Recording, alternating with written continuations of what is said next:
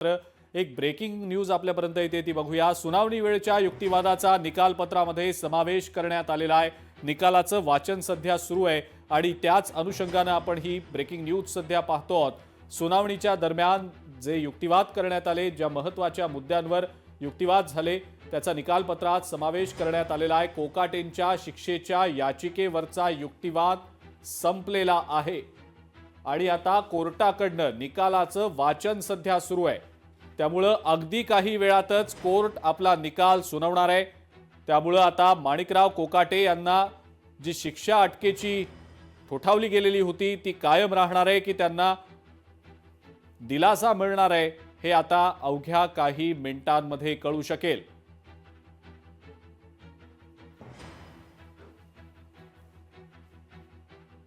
आणि याच संदर्भात आपण आणखीही अपडेट्स जाणून घेणार आहोत। मुंबई हायकोर्टाच्या बाहेरून आमचे प्रतिनिधी उमेश करंजकर देखील सध्या आपल्यासोबत जोडले गेलेले आहेत। मीनाक्षी तर आपल्यासोबत आहेतच, सातत्याने ते अपडेट्स देत आहेत। उमेश, आपल्याकडे येतो। एकीकडे आजच हायकोर्ट निकाल देणार आहे हे तर स्पष्ट आहे। हायकोर्टाने बाकीच्या ज्या केसेस आहेत त्या सुद्धा त्याची सुनावणी रद्द केलेली आहे। त्यामुळे आजच कळणार आहे की माणिकराव कोकाटेंना जी शिक्षा सुनावली होती सत्र न्यायालयाने ती कायम राहणार आहे का, त्यांना अटक होणार आहे का, की त्यांना काहीसा दिलासा हायकोर्ट देणार आहे का। उमेश, काय घडतंय सध्या हायकोर्टात?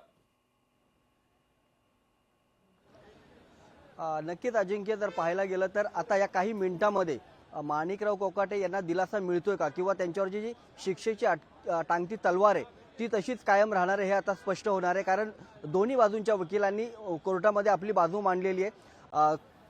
कोकाटे यांच्याकडून 2 वकिलांनी ही बाजू मांडण्यात आली होती आणि त्यावेळेस नेमके कशा प्रकारे हा फ्लॅट खरेदी केला गेला आणि त्यावेळेस जी कागदपत्र सादर करण्यात आली, त्यावेळेसची जी परिस्थिती होती, या सगळ्याची बाजू त्यांनी मांडण्याचा तिथं न्यायाधीशांसमोर प्रयत्न केला। एकूण आपली बाजू कशी बरोबर आहे हे सांगण्याचा या दोन्ही वकिलांकडून प्रयत्न करण्यात आला।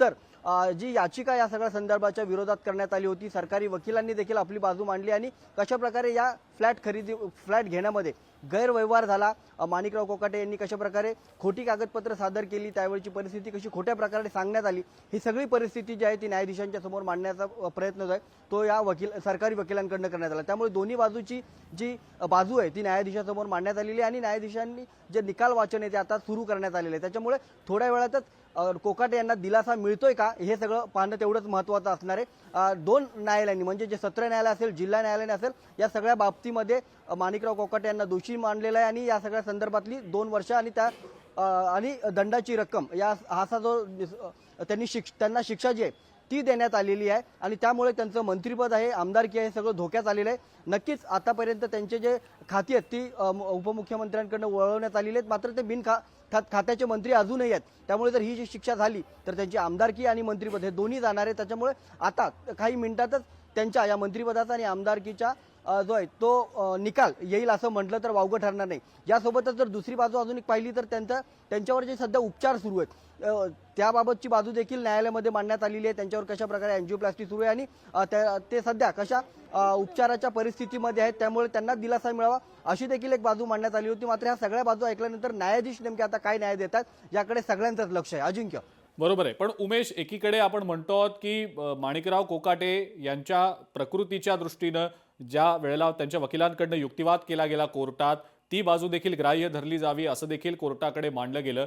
पण आता ज्या वेळेला असं समजतंय की कोकाटेंची जी प्रकृती आहे ती काहीशी गंभीर आहे, जसं मीनाक्षीने काही वेळापूर्वी माहिती देताना आपल्याला सांगितलं, त्यामुळे त्यांच्यावर एंजिओप्लास्टी होणं गरजेचं आहे असं सुद्धा डॉक्टरांचं मत होतं, असं देखील समोर आलेलं होतं। ही सगळी जी वैद्यकीय बाजू आहे ती कोर्ट ग्राह्य धरणार आहे का, तसे काही संकेत मिळत आहेत का? कारण ज्या वेळेला दोन्ही बाजूंकडनं युक्तिवाद सुरू होता त्यावेळेला अत्यंत जोरकसपणे काही मुद्दे प्रकर्षानं मांडले गेले। कोकाटे लोकप्रतिनिधी आहेत, त्यामुळे त्यांना सूट दिली जाऊ नये असं यावेळेला सरकारी वकिलांनी म्हटलं आणि कुठेतरी याचिका ज्या केल्या गेलेल्या होत्या त्या याचिकांच्या अनुषंगानं सुद्धा कोर्टानं सरकारी वकिलांना सुद्धा प्रश्न विचारलेले होते। पण मग हे जे सगळे मुद्दे होते जे युक्तिवादाच्या शेवटाकडे मांडले गेले, महत्त्वाचे मुद्दे होते, त्याचा कुठेतरी या निकालावर परिणाम व्हायची शक्यता दिसतीये का? नक्कीच अजिंक्य, जर आपण पाहिलं तर त्यांच्या आरोग्याची बाजू देखील पाहिली जाईल।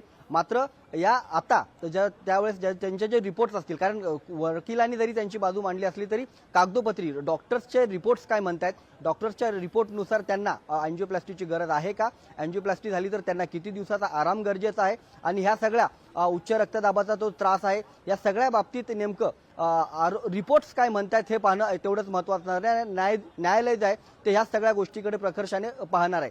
एकूण त्यांच्या आरोग्याच्या बाबतीचा जो मुद्दा आहे तो देखील या सगळ्या युक्तिवादात नंतर समोर आला होता, आणि ते ज्यावेळेस त्यांना या जिल्हा न्यायालयाने ज्यावेळेस त्यांना या सगळ्या प्रकरणामध्ये दोषी धरलं, त्यानंतर ते त्यांचा उच्च रक्तदाबाचा त्रास झाला आणि ते लीलावती रुग्णालयात दाखल झाले. 2 दिवस ते झाले ते रुग्णालयात आहेत आणि उपचार घेत आहेत. आजही या सगळ्या संदर्भात डॉक्टर माहिती देणार होते.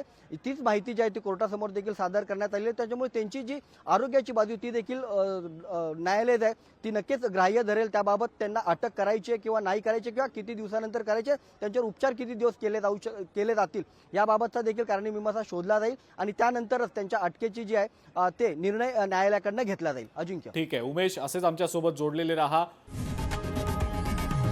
लोकशाही मराठी ऐका, पहा, जागरूक रहा.